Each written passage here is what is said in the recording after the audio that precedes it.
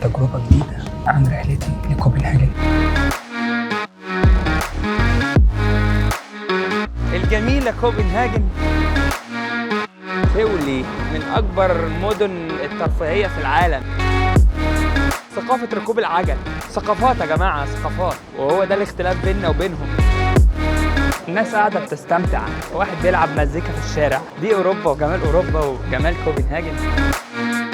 المسابقة دي عاملة زي المسابقات كده اللي هي إيه؟ بتاعت التحديات. أوبا، شايفين الشغل ده بقى؟ شايفين الشغل ده؟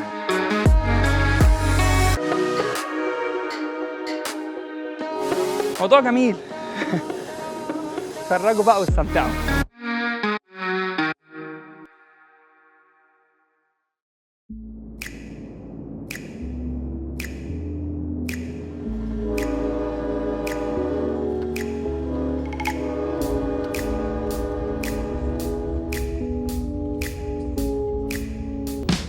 النهاردة تجربة جديدة عن رحلتي لكوبنهاجن. أنا آسف إن أنا بتكلم بصوت واطي، بس عشان هنا كله هص. في التجربة دي أنا هكلمكم عن كوبنهاجن، هوريكم شوية حاجات هناك أتمنى تعجبكم. يعني حابب أتكلم عن موضوع القطر والتجربة بتاعتي في القطر، بس ممكن في المستقبل لو انتوا عايزين اعمل رحلة كاملة عن جميع القطارات في الدنمارك او في اوروبا، ازاي تحجز تذكرة، ازاي تسافر، ايه انواع القطورة. الرحلة بتاعتي بدأ من الصبح من الساعة 6 تقريبا، الشمس لسه بتطلع، مع بعض كده نستكشف الدنيا.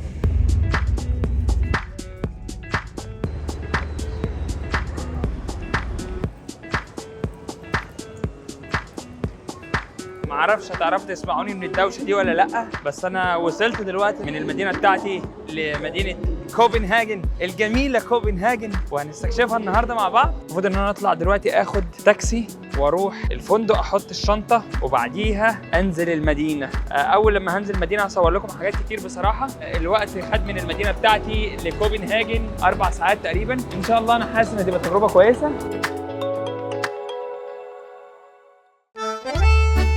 كوبنهاجن أو الجميلة كوبنهاجن مدينة من أجمل المدن اللي ممكن تشوفوها في حياتكم، وده بسبب جوها الجميل، ناسها الرايقة. ثقافة أهل البلد مختلفة عن ثقافة دول ومدن كتير جدا.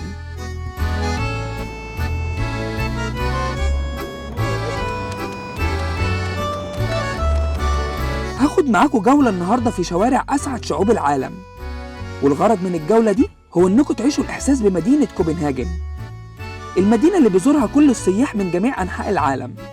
أنا طبعًا ماشي من كتر الزحمة قاعد عمال أخبط في الناس كلها، بس يعني اللي بيحصل بقى. خلينا كده ماشيين. أنا عايز أوصل للشارع اللي فيه العماير الملونة. الشارع ده يعني العالم كله بيجيه، ده أنا لازم ألحقه، لازم أصوره. أنا قاعد بصوا أخرم يمين وشمال والدنيا دربكة، الناس طالعة يعني بتستمتع.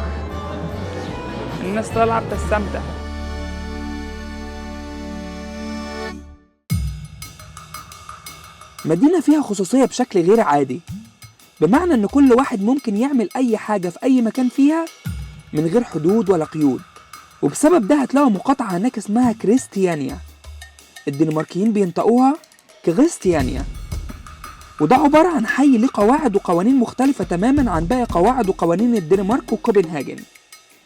حاجة من الحاجات المسموحة في المكان ده وعلى عينك يا تاجر هي بيع المخدرات هناك. أيوة، زي ما سمعتوا كده بالظبط، بيع المخدرات هناك مسموح. وطبعا ممنوع التصوير هناك، بس لو عايزين نصور اكتبولي تحت في التعليقات وانا هوجد طريقة ادخل بيها المكان ده واصوره من A to Z.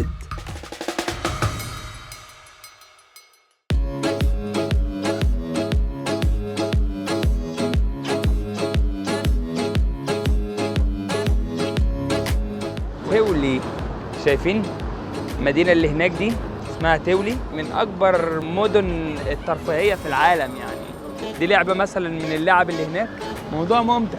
دي بعدين بعمل لكم عليها ريفيو، لو عايزين اكتبوا لي في التعليقات، وهسافر لها في يوم تاني وهعمل لها فلوج يعني.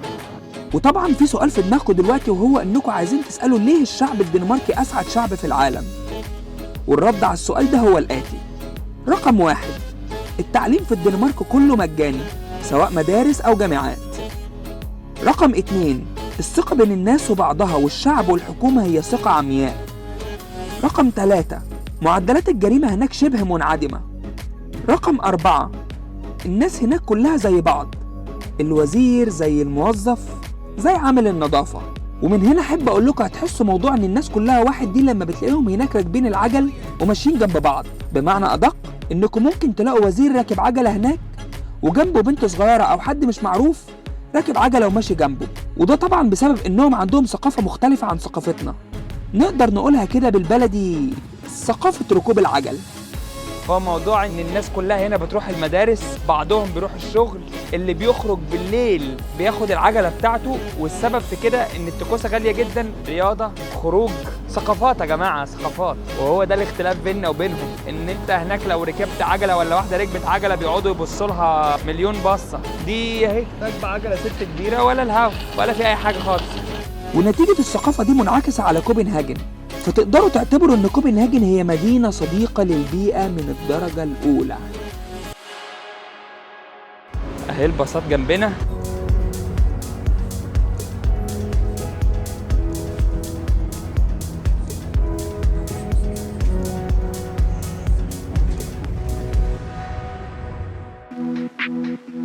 أنا دلوقتي ماشي في الممشى الرئيسي بتاع كوبنهاجن.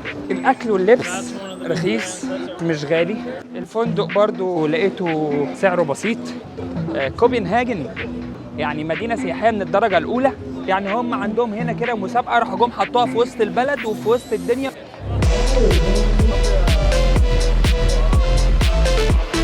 هو تقريبا المسابقة دي عاملة زي المسابقات كده اللي هي إيه بتاعت التحديات، اللي هو فريق قدام فريق وشوفوا انهي النقط اللي يجمعها، تحدي القوة والعضلات والسرعة والفتنس والكلام ده.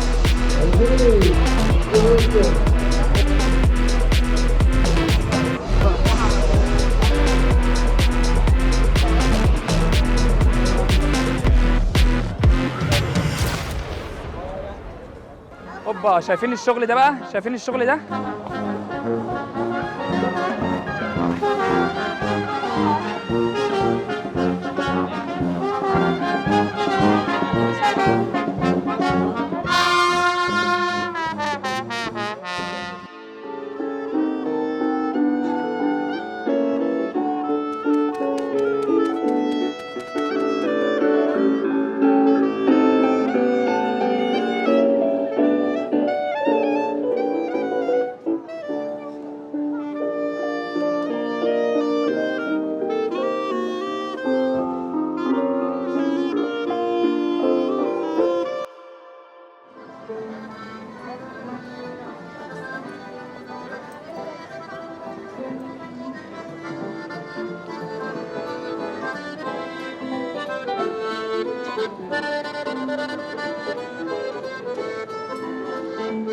الناس قاعدة بتستمتع، واحد بيلعب مزيكا في الشارع. دي أوروبا وجمال أوروبا وجمال كوبنهاجن.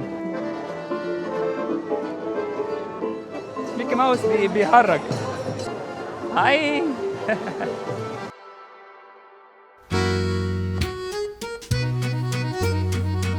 واخيرا وصلنا الشارع الرئيسي اللي هو بتاع المباني الملونة في كوبنهاجن الجميلة. اتفرجوا بقى واستمتعوا.